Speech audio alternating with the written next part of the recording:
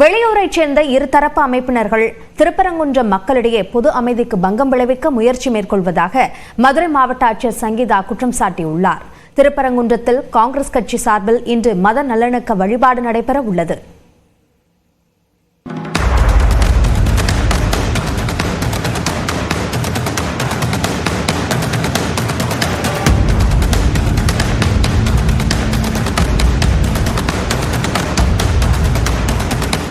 மதுரை மாவட்டம் திருப்பரங்குன்றம் மலை மீது உள்ள சிக்கந்தர் தர்காவில் கந்தூரி விழா நடத்துவதற்கு எதிர்ப்பு தெரிவித்து இந்து முன்னணி உள்ளிட்ட பல்வேறு அமைப்பினர் பழங்கானத்தில் நேற்று முன்தினம் போராட்டத்தில் ஈடுபட்டனர். இதற்கு கண்டனம் தெரிவித்த இந்து சமய அறநிலையத்துறை அமைச்சர் சேகர் பாபு திருப்பரங்குன்றத்தில் மதவாதம் இனவாதத்தால் மக்களிடையே பிளவை ஏற்படுத்த பாஜக முயற்சிப்பதாக குற்றம் சாட்டினார். எச்ராஜா அண்ணாமலை போன்றவர்களுக்கு சொல்லிக் கொள்வது என்னவென்றால், எங்கள் முதல்வர் எங்களை கொஞ்சம் அடக்கி வாசிக்க சொல்லியிருக்கின்றார். நீங்கள் வடமாநிலங்களைப் போல் இங்கும் கலவரத்தை ஏற்படுத்த வேண்டும் என்று நினைக்கின்றீர்கள். இங்கே இருக்கின்ற முதல்வர் உறுதிமிக்க முதல்வர்.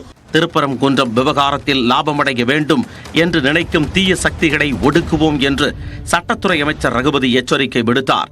அமைச்சர்களின் குற்றச்சாட்டுக்களை மறுத்த பாஜக மாநில தலைவர் அண்ணாமலை நீதிமன்றம் ஆர்ப்பாட்டத்திற்கு அனுமதி வழங்கியவுடன் தன்னெழுச்சியாக பக்தர்கள் போராடியதாக விளக்கம் அளித்தார். இஸ்லாமியர்களாக இருந்தாலும் நம்ம சகோதரர்கள் தான். ஆனா இதுல பிரச்சனை ஆரம்பிப்பவர்கள் யார்?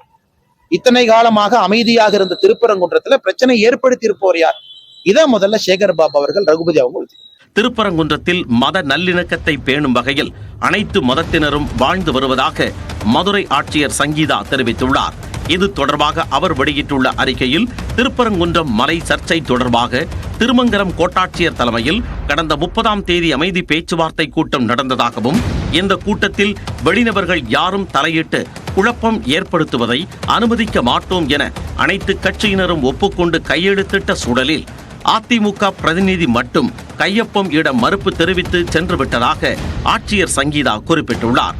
வெளியூரைச் சேர்ந்த இருதரப்பைச் சேர்ந்த அமைப்பினர் பொது அமைதிக்கு குந்தகம் விளைவிக்க முயற்சி செய்துள்ளதாக கூறியுள்ள ஆட்சியர் பொது அமைதி மற்றும் மத நல்லிணக்கத்தை பேண அனைத்து நடவடிக்கைகளும் மேற்கொள்ளப்பட்டு வருவதாகவும் தெரிவித்துள்ளார்.